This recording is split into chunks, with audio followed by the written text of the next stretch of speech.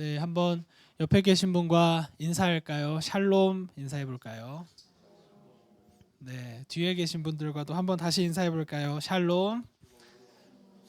네, 감사합니다.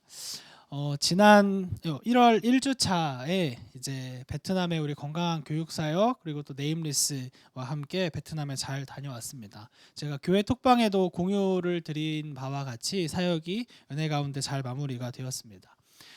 아시는 분들은 아시겠지만 베트남에 이제 우리 선교사님의 두 자녀가 있습니다. 첫째 아들, 또 둘째 딸이 있는데 아이가 심심했는지 저를 포함해서 우리 선교 팀원, 우리 전도사님들이나 다른 선생님들에게 계속해서 넌센스 퀴즈를 하자고 이렇게 쫄랐어요. 식사를 하는데. 그래서 그 중에 두 가지 문제를 여러분과 나누고 싶습니다. 굉장히 허무하고 썰렁해서 웃기려고 하는 건 아니고 그냥 답을 아시면 그냥 나 그 문제 알아 정도만 생각하시면 좋을 것 같아요. 첫 번째 문제, 왕이 헤어질 때 하는 인사는 혹시 아시나요? 바이킹. 네, 맞습니다. 바이킹이었고요. 두 번째는 조금 어려운 문제 같은데 세상에서 가장 뜨거운 과일. 이것도 아시나요? 세상에서 가장 뜨거운 과일. 아시면 그냥 얘기를 해주세요. 그냥 답 맞추듯이. 아, 맞습니다. 박수 할까요? 네, 사실 이렇게 넌센스를 거의 한 50문제 넘게 이제 아이가 쏟아냈던 것 같고 그 중에는 좀 신선하다 하는 문제도 있었고 방금 두 문제처럼 그냥 익숙하고 잘 아는 문제야라는 그런 문제도 있었습니다. 제가 오늘 이 넌센스 퀴즈를 한 건 웃겨드리려고 한 거는 아니고요. 오늘 설교에 나누고 싶은 부분이 상식과 비상식을 여러분과 같이 나누고 싶었기 때문입니다. 넌센스 그리고 센스이지요. 우리는 살아가면서 이 두 가지 영역을 동시에 자주 경험하곤 합니다. 나의 이성적으로 충분히 납득이 되는 그런 상식의 영역도 있고 반대로 나의 생각으로 나의 마음으로는 도저히 받아들이기 어려운 그런 비상식의 영역도 우리가 존재하고 경험하곤 하지요. 그렇다면 여러분의 삶에 나의 삶에 자리 잡은 상식, 그 상식은 어떤 것이 있는지 잠시 생각해 보면 좋겠습니다. 우리가 살아가는 세상 속에서 우리가 살아가는 사회 속에서 우리에게 주는 견고한 상식, 내 안에 가지고 있는 그 견고한 생각의 틀은 어떤 것이 있나요? 사람마다 좀 다르고 뭐 주장하는 곳마다 다를 수는 있지만 일반적으로 인생 결국 혼자다, 뭐 돈이 최고다, 행복하지 않으면 돈이 없어서가 아니고 돈이 부족했기 때문이다, 뭐 이런 상식들도 있지요. 그런데 사회에서 일반적으로 통용되는 이 상식이 때로는 우리의 영혼을 올가매고 있지는 않은지 돌아볼 필요가 있습니다. 더욱더 큰 문제는 우리의 마음속에 자리 잡은 그 상식이 하나님을 바라보지 못하게 막는 가림막이 되고 장애물이 될 수도 있다는 사실입니다. 나의 기준, 나의 상식이 너무 견고한 나머지 바로 곁에서 들려오는 하나님의 음성을 나의 상식과 맞지 않는다는 이유로 외면해 버릴 수도 있지요. 혹은 내가 정한 상식의 울타리가 너무 견고해서 나의 삶에서 일하고 계시는 하나님의 손길을 인식하지 못할 수도 있습니다. 오늘 본문에 등장하는 제자들의 상태, 그 두 사람의 상태도 그와 마찬가지였습니다. 죽은 사람은 살아날 수 없다라는 이 명확한 상식, 그 상식의 틀에 갇혀서 함께 걷고 계시던 부활하신 주님을 알아보지 못했지요. 우리는 이 본문을 읽으며 정말 제자들의 모습에서 아이러니를 발견합니다. 예수에 대해 계속 이야기하고 예수에 대해 계속 생각하지만 정작 그 예수님을 알아보지 못하는 영적인 무지, 영적인 아이러니를 우리는 발견하지요. 그러나 그 두 사람의 모습은 단지 2000년 전 엠마오로 가던 그 길에서만 일어나는 모습은 아닌 것 같습니다.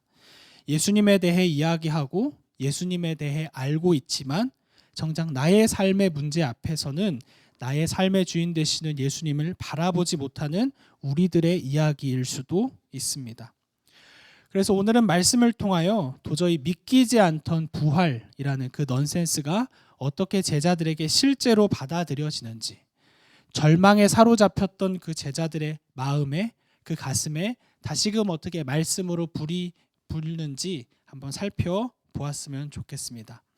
첫 번째입니다. 한번 넘겨주시겠어요? 상식의 한계, 예수에 대해 이야기하나 예수를 바라보지 못하다입니다. 13절부터 35절까지 굉장히 긴 호흡으로 말씀을 읽었습니다. 간단히 이야기하면 이렇습니다. 예수님께서 부활하신 그날 아침 일어난 사건, 아침부터 오후까지 일어난 사건이지요. 앞에 보면 예수님을 따르던 여자들이 예수님의 무덤으로 찾아갑니다. 그런데 그 여자들이 발견했던 건 예수님의 시신을 발견하지 못하고 예수님의 시신, 그것이 예수님의 무덤에서 사라지고 없어진 것을 보게 되었지요. 그리고 천사들이 나타나 예수님께서 살아나셨다고 그 여자들에게 이야기합니다. 믿을 수 없는 이 소식을 들은 여자들은 예수님의 제자들에게 찾아가 이 소식, 이 사실을 전달하죠. 그 이후에 오늘 본문에 나오는 두 사람은 이 놀라운 부활의 소식을 뒤로 한 채 예루살렘을 떠나갑니다.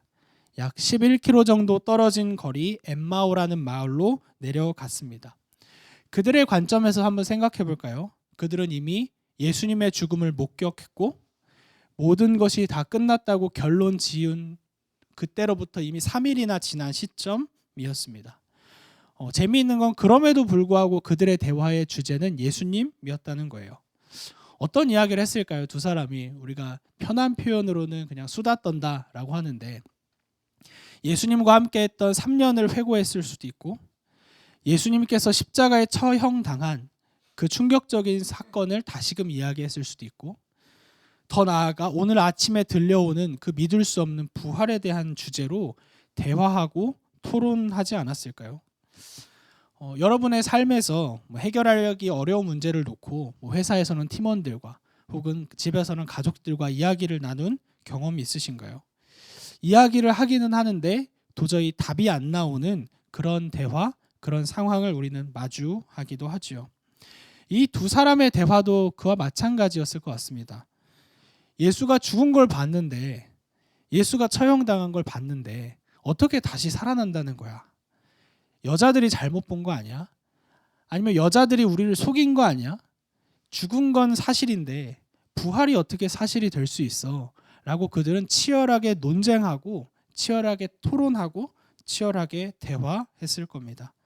그런데 바로 그때 그 대화에 끼어든 분이 존재합니다. 부활하신 예수님인데요. 우리 한번 16절 말씀 같이 읽어보겠습니다. 시작. 그들의 눈이 가려져서 여기서 눈이 가려졌다라는 의미는 자신의 확신과 상식에 강력하게 붙잡혀 있다라는 의미가 담겨 있습니다. 내가 본 것, 내가 아는 것, 내가 경험한 것, 그것이 맞고 그것으로 인해 예수, 옆에 계신 그 예수님을 바라보지 못하는 것이지요. 나의 강한 상식과 확신이 오히려 찾아오신 주님을 바라보지 못하게 막는 가림막이 되었던 것입니다. 이 지점에서 잠시 우리 한번 생각해 보았으면 좋겠습니다. 저도 생각을 하고 모두가 각자의 생각을 가지고 살아갑니다. 그런데 그 생각이 너무 강하게 작용하는 나머지 그것이 주님을 바라보지 못하게 막는 가림막이 되고 있지는 않은지, 그리고 그 가림막으로 인해 내가 주님을 바라보지 못하고 있는 것은 아닌지 점검하고 돌아보았으면 좋겠습니다. 이때 예수님께서 제자들에게 물어보십니다. 성경 본문에 보면 예수님 참 장난꾸러기 같기도 하고 참 진지한 분만은 아닌 것 같아요. 예수님께서 물어보시죠. 무슨 이야기를 그렇게 심각하게 하고 계십니까? 그러자 글로바라는 사람이 황당하다는 듯이 대답합니다. 당신은 예루살렘에 있으면서 요즘 무슨 일이 일어나는지 혼자만 모르십니까? 라고 물어보지요. 그러면서 이 두 사람은 자신들이 가지고 있었던 상식에 대해 이야기합니다. 한번 넘겨주시겠어요? 19절, 20절, 21절에 긴 내용이 나오는데 제자들이 예수님께 설명한 내용입니다. 첫째, 그는 능력 있는 선지자였습니다. 그는 하나님 앞에서 또 모든 사람 앞에서 말과 행동에 능력이 있는 분이었습니다. 이어서 설명합니다. 그런데 그는 죽었어요. 종교 지도자들이 그를 사형으로 넘겼고 십자가에서 죽었습니다. 그리고 이어서 이야기합니다. 우리의 소망도 끝났습니다. 우리는 그가 우리를 구해줄 메시아라고 믿고 있었습니다. 라고 이야기합니다. 이 정보 중에 혹시 틀린 게 있나요? 그들이 갖고 있었던 생각 중에, 그들이 가지고 있었던 상식 가운데 틀린 것은 없습니다. 이 세 가지의 이야기의 공통점이라면 논리적이고 입증 가능하고 보이는 이야기라는 것이죠. 예수님에 대한 정보는 완벽하게 가지고 있었지만 정작 곁에 계신 예수님을 바라보지 못하는 아이러니, 그들이 가진 상식으로 인해, 그들이 가진 생각으로 인해 예수님을 바라보는 눈이 가려졌다는 것입니다. 이 말씀을 통해 먼저 우리의 모습을 점검해 보았으면 좋겠습니다. 이 순간 제자들에게 필요했던 것은 부활이 어떻게 가능할 것인가에 대한 분석도 아니었습니다. 오히려 고난 후, 죽음 후 다시 살아날 것이라는 예수님의 말씀을 기억하고 미련해 보이지만 어린아이와 같이 그 말씀을 받아들이는 그 믿음이 제자들에게 필요했던 것입니다. 내가 이해할 수 있는 범위 안에서만 하나님을 믿겠다라는 태도를 우리도 가지고 있지는 않은가요? 이것은 어떻게 보면 하나님을 믿는 것이 아니라 나의 이성, 나의 생각만 믿고 있는 것은 아닌지 돌아보아야 합니다. 하나님께서 우리에게 원하시는 모습은 약속하신 그 말씀을 전적으로 믿고 전적으로 받아들이는 것입니다. 부활하신 주님이 나의 곁에 계신데도 불구하고 그분을 낯선 행인 마냥 그렇게 대하지 맙시다. 그리스도를 전적으로 신뢰하며 그 그리스도를 받아들이는 믿음을 갖는 우리 되기를 축복합니다. 우리 두 번째로 넘어가 볼까요? 같이 한번 읽겠습니다. 시작. 넌센스의 돌파, 말씀이 불을 지피다. 이 모든 이야기를 예수님께서 다 들으신 후에는 이 두 사람을 향해서 따끔하게 질책하십니다. 25절 말씀인데요. 같이 한번 읽겠습니다. 시작. 미련하고 선지자들이 말한 모든 것을 마음에 더디 믿는 자들이여. 여기서 더디 믿는 자들이라는 표현에 주목해 봅시다. 예수님께서는 제자들에게 이 머리가 나쁜 너희들이여, 혹은 받아들이지 못하는 너희들이여 라고 하지 않으시고 더디 믿는 자들이여 라고 질책하고 계십니다. 한번 새 한글 성경 번역본도 제가 가지고 왔는데요. 같이 한번 읽어보겠습니다. 시작. 우둔한 사람들이여, 예언자들이 말한 모든 것을 믿는데 마음이 느리게 움직이는 사람들이여. 예수님께서는 제자들의 모습 속에서 마음이 느리게 움직이는 것을 질책하십니다. 나의 상식, 나의 경험, 내가 알고 있는 그 필터가 너무 촘촘해서 말씀을 받아들이는 일에 마음이 느리게 움직이는 모습을 질책하고 계십니다. 나의 모습은, 또 우리의 모습은 어떻습니까? 하나님의 말씀 앞에 나의 마음을 움직이는 것이 빠르게 반응하고 계신가요? 혹은 더디고 느리게 반응하고 계신가요? 하나님의 마음이 담긴 그 성경 구절을 읽으며 아무런 떨림이 없는 상태, 아무런 감정이 없는 그 상태가 마음이 느린 상태일 수도 있습니다. 돌아보면 우리는 참 빠른 시대를 살아가지요. 저도 한 주 동안 화를 많이 내진 않지만 화가 나는 순간이 있다면 배달 어플에서 오매불만 기다려서 15분 뒤에 온다 했는데 갑자기 45분으로 늘어버리면 정말 화가 납니다. 사실 돌아보면 그냥 그래, 기사님이 문제가 있을 수도 있고, 뭐 가게가, 저희도 카페에서 일을 하다 보면 가게에서 문제가 있을 수도 있고 25분 더 기다리는 게 지금은 그냥 받아들여지는데 10분, 20분 늦어지면 그것을 참지 못하는 저의 모습을 발견하곤 합니다.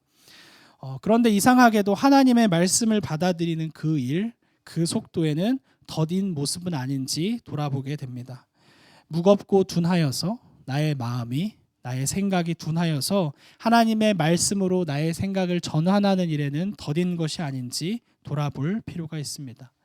질문을 드리고 싶습니다. 여러분께. 내가 하나님의 말씀 앞에서, 하나님 앞에서 마음을 느리게 움직이는 영역은 어떤 영역이 있으신가요? 각자가 다 다르실 것입니다. 마음에, 또 생각에, 행동에, 어떤 습관에, 어떤 태도에.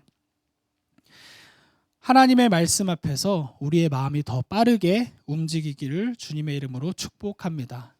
하나님의 말씀 앞에서 신속하게 반응하며 마음을 느리게 움직이는 것이 아닌 마음을 빠르게 움직이는 우리 되기를 주님의 이름으로 축복합니다. 예수님께서는 가장 평범하면서 또 본질적인 방법으로 그들의 생각을 바꾸어 가십니다. 우리 27절 말씀을 한번 읽어볼까요? 같이 읽겠습니다. 시작.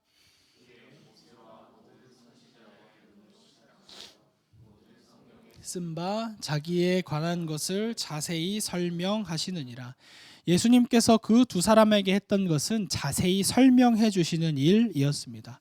구약의 이야기들, 선지자들의 이야기들, 그 모세의 이야기, 그 이야기가 어떻게 주님의 고난과 연결되는지 자세하게 설명해 주십니다. 그리고 이후의 제자들은 이 말씀을 들을 때, 말씀을 자세히 이해할 때 우리들의 마음이 뜨거워지지 아니하더냐라고 고백하는 이 순간을 경험하곤 하지요. 기독교 방송을 보면 유명 크리스찬들이나 유명인들이 간증하는 것을 보곤 합니다. 저도 간증을 찾아보는 스타일은 아닌데 인스타든 유튜브든 보게 되면 이렇게 등장하는 보게 되는 경우가 있어요.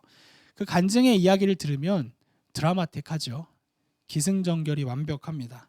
보통 평범하다가 고난이 찾아오고 특별한 기적을 경험하고 그래서 예수를 믿게 된 이야기입니다.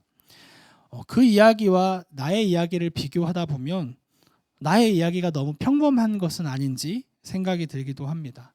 더 나아가서는 나의 신앙생활에 지금 뜨거움이 없음으로 인해 문제가 있는 것은 아닌가라는 조급함과 그런 걱정이 들기도 하죠. 오늘 본문에서 보여주는 것은 믿음은 특별한 경험이나 특별한 체험만이 중요한 것은 아니라는 것을 보여줍니다. 하나님의 말씀을 자세히 보고 하나님의 말씀을 자세하게 이해하는 것에서 우리의 믿음이 출발되고 자라난다는 것을 기억하시기를 축복합니다. 하나님의 말씀을 하나씩 받아들이고 하나님의 말씀을 자세히 관찰하고 또 성령님의 조명하심으로 말씀을 이해할 때 우리의 믿음이 자라나는 경험을 합니다. 신앙이 흔들리고 또 삶이 꼬여 있는 시점이라면 우리가 돌아가야 할 자리는 말씀의 자리입니다. 그리고 말씀의 자리로 돌아가 말씀의 요청 앞에서 빠르게 반응하는 마음을 신속하게 움직이는 저와 여러분 되기를 주님의 이름으로 축복합니다. 마지막 세 번째입니다. 같이 읽어보겠습니다. 시작. 식탁 위에서 부활하신 예수를 만나다. 아직까지는 두 사람이 같이 옆에 있는 그 존재가 예수님이라는 것을 알아보지 못하고 있었던 시점이었습니다. 그리고 목적지에 가까이 왔을 때 예수님께서는 길에서 더 가려고 하셨습니다. 그러자 두 사람은 예수님께 그 사람에게 간청하여 밤이 늦었으니 우리와 함께 머물러 주십시오. 우리와 함께 들어가시지요. 라고 이야기를 합니다. 그래서 예수님과 그 두 사람은 함께 앉아서 식탁에서 교제를 하게 됩니다. 그리고 예수님께서 떡을 가지시고 축사하시고 떼어 그들에게 주시는 순간 그들의 눈이 밝아져 함께 했던 그 존재가 부활하신 예수님이라는 것을 그들이 알아보게 되죠. 그들이 예수님을 알아보게 된 자리가 어디였는지 주목할 필요가 있습니다. 그들의 눈이 밝아지고 그들이 부활하신 예수님을 알게 된 자리는 평범한 식탁의 자리였습니다. 떡을 드시고 축사하시고 떼어서 그들에게 주시는 그 자리에서 그들은 예수님을 알아보았습니다. 여기서 오버랩되는 장면이 있으실 것입니다. 바로 성찬식이지요. 우리 교회에서도 성찬식을 하면 이렇게 떼어서 주지 않고 각자가 떼어서 그 주님의 몸과 그 주님의 흘리신 피를 우리가 기억합니다. 제자들이 예수님을 알아본 자리도 평범한 식탁의 그 자리였습니다. 그 자리에서 그들은 눈이 열렸고 그들은 부활하신 주님을 알아보게 되었습니다. 이것은 우리가 예수님을 어디서 만날 수 있는지를 보여주는 중요한 말씀이기도 합니다. 우리가 모태신앙끼리 대화를 하면 종종 나오는 표현이 있습니다. 너는 어떻게 예수님 만났니? 언제 예수님 만났니? 어떤 경험이 있었니? 라고 하죠. 그 대화를 선생님들끼리 그 대화를 하다가 혹시 주일학교 아이들이 그 대화를 들으면 정말 호기심 가득한 표정으로 예수님 어떻게 만나요? 라고 물어보는 아이들도 있습니다. 여러분들께도 질문을 드리고 싶습니다. 여러분 어떻게 예수님 만나고 계신가요? 어떻게 예수님을 만나고 계신가요? 눈에 보이지 않는 그 예수님을 우리는 어떻게 만날 수 있을까요? 이 본문이 보여주는 것은 기록된 말씀을 통해 주님을 만날 수 있다는 사실입니다. 그리고 우리가 예수님을 만나는 그 자리는 평범한 식탁 위에서, 그리고 우리의 평범한 일상에서, 그리고 나의 평범한 그 침실에서 나에게 다가오시고 말씀을 깨닫게 하시는 주님을 우리는 만난다는 것을, 만날 수 있다는 것을 보여주고 있습니다. 특별히 주님께서 엠마오로 내려가고 있던 이 두 사람을 대하셨던 모습을 한번 생각해 보면 좋겠습니다. 두 사람에게 희망이 있었을까요? 두 사람에게 기쁨이 있었을까요? 그 두 사람의 상황을 표현하는 단어는 다운캐스트라는 영어 표현이었습니다. 잿빛 얼굴이었습니다. 침울했을 거고, 마음에 소망이 없을 거고, 그저 깜깜한 상황 속에서 걸어가고 있었던 두 사람이었습니다. 그들을 먼저 찾아가신 건 주님이셨습니다.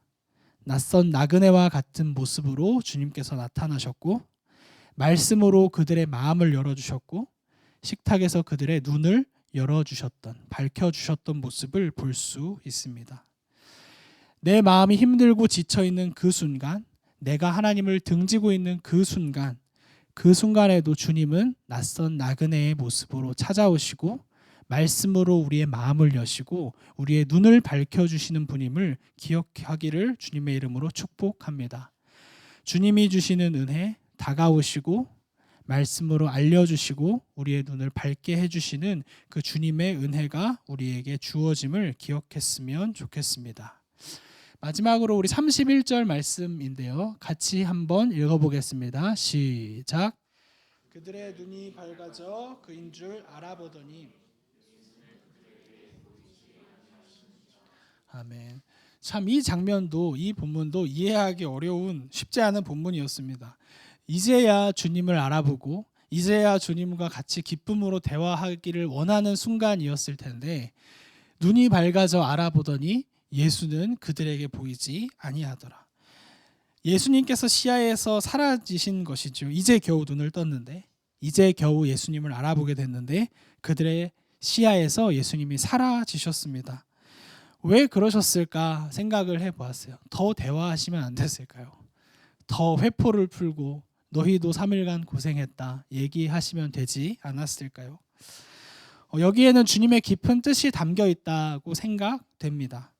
나의 눈에 보이지 않아도 주께서 살아계심을 신뢰하는 그 믿음의 시선을 주님께서 훈련시키기 위함 아니었을까요?